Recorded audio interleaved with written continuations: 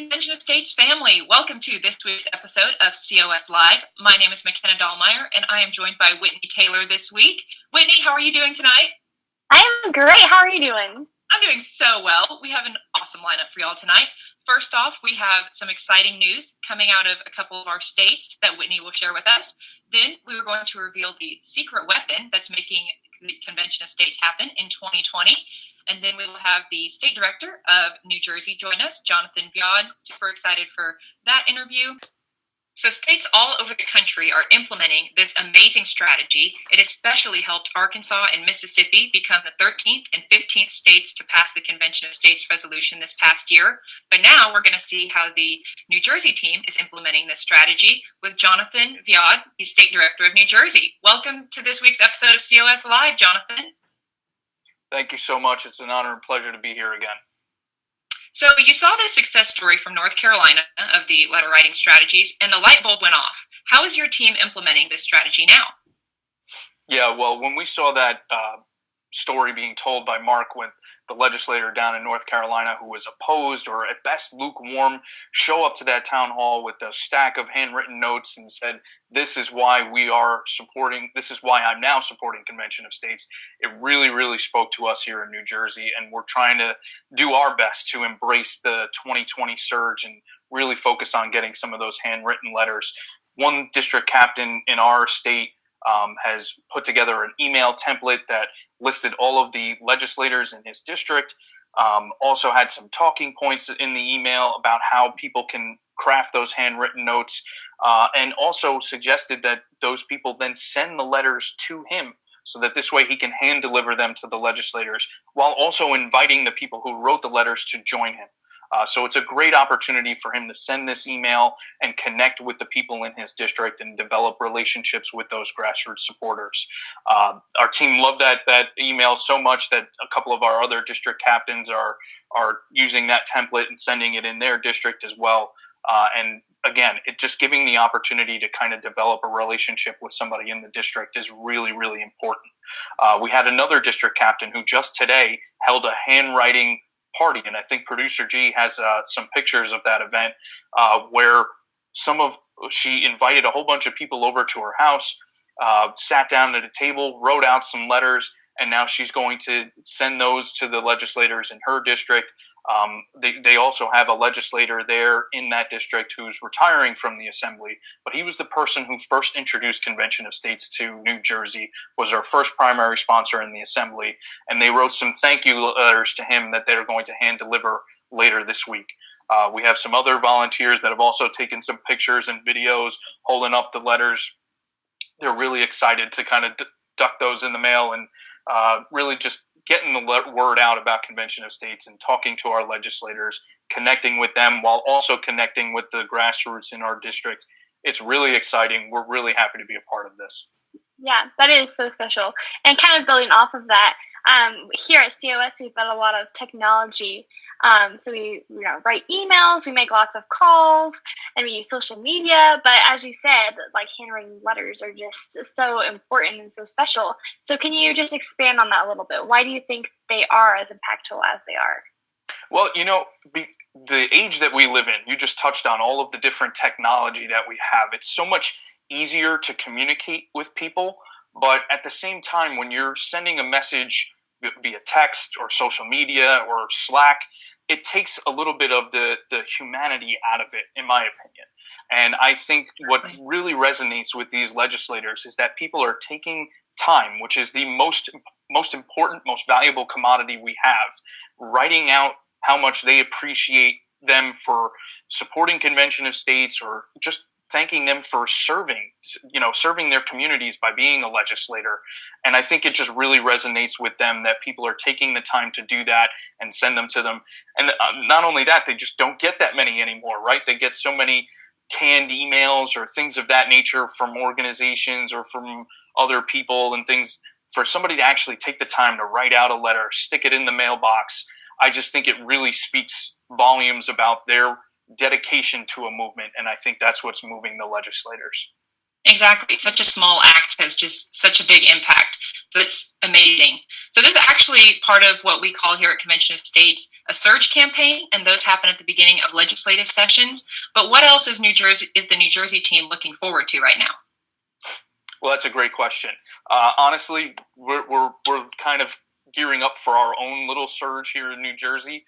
So right now we're focusing on the handwritten portion of it. But just this past year, we had our very first, what we call here in New Jersey, Trenton Day, where we got 30 volunteers and supporters to go down to Trenton, meet with the legislators, kind of discuss Convention of States with them face to face. So that's going to be kind of the second portion of our surge. So right now we're sending out the letters. At the beginning of the year, we're going to have people write another letter, and we're going to take those letters with us when we go down to the State House sometime in the spring. So that's what we're kind of trying to focus on right now. But we're also, maybe I shouldn't say this. All right, I'll whisper it. We're trying to get a committee hearing here in New Jersey. Well, that's what our ultimate goal is. Obviously, we're still developing the relationships with the grassroots, but we're kind of trying to build up to that because we think it would be really, really special to have a committee hearing here in New Jersey. Wow, that is so exciting. I feel so blessed to know that.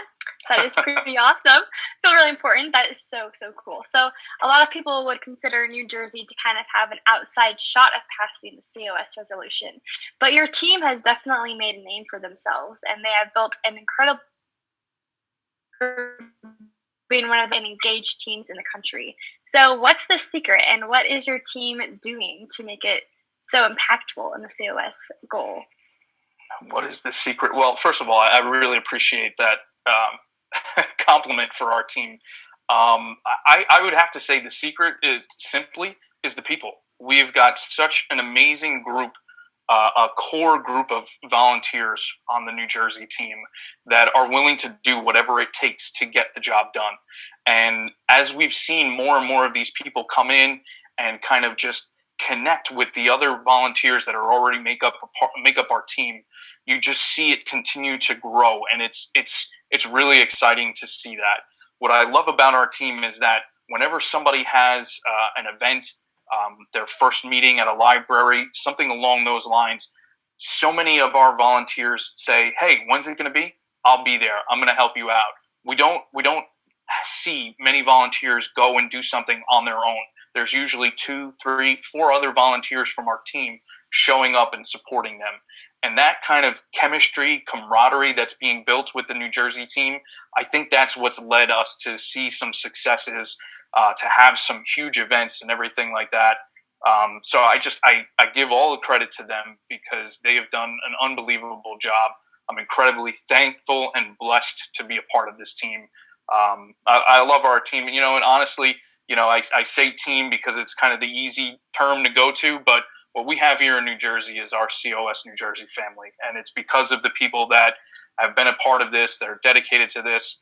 You may not know, but I'm actually expecting my first child not too long from now, maybe in a couple of weeks, and we had a potluck dinner strategy meeting just last month, and the team went behind my back and conspired against me to throw a little baby shower, and those are the letters over my shoulder there from a balloon that they got. It's that kind of atmosphere that we have with this team, and I'm so thankful for them and appreciative to be a part of it. That is incredible. Honestly, it's so true that there's power in numbers. So that makes such a big impact going into those legislators' offices and just showing them that their constituents want this resolution to pass. So what would you say is the most memorable moment or proudest accomplishment that you've had as state director? We're coming with the hard questions today. Well, I would say 3 moments kind of stick out to me, or 3 events that we've done as a team. One would be that potluck state strategy meeting. We had it in the home of one of our district captains, seeing everybody come together and talk and discuss different ways, and even kind of break down and get down to the nuts and bolts of some of the day-to-day things that we do, going into Citizen Builder, going through the follow-up tool, going through Slack, that kind of thing. But just any opportunity when our entire team gets together for something like that is really enjoyable. It's nice to get together and connect. Like I said, it was a potluck dinner, so everybody brought something. And it was just a really, really nice night. Obviously, the little surprise that they had for me also made it a little bit special for me. But just, again, getting the team together is awesome. Another two events that really stick out to me are the ballooning festival that we had this past year. Every year in New Jersey, there's a festival of ballooning that takes place over the course of 3 days. You have some hot air balloons that go up. And this past year, we had 20 volunteers and supporters show up over the course of the 3 days. And we got something like, I think 280 people to sign the petition over the course of the 3 days. And that just goes to show you how much we can do when we're together and united like that. And then obviously the most recent event, big event that we had here in New Jersey with Pete Hegseth and Mark Meckler. And, having the two of them at an event here in New Jersey is cool enough in and of its own. But what really impressed me were two things. One, that we got 180 people to show up for that event. And that's, again, a testament to the hard work that our team put together. We kind of put that together over the course of a month, really, because things got a little off track when we were trying to finalize with the venue. So we really only had a month to really promote it. And our team buckled down, made phone calls, did everything they possibly could to get those people to that theater. But more so than that was the fact that so many of them showed up ahead of time, and the stage was completely blank. There wasn't anything. I didn't have a vision of what it was going to look like. And our team just sprung to action, got the American flag, the New Jersey flag as a backdrop up there, some bunting. They did an unbelievable job making it look incredible. Our state videographer brought all of the technical equipment that we needed.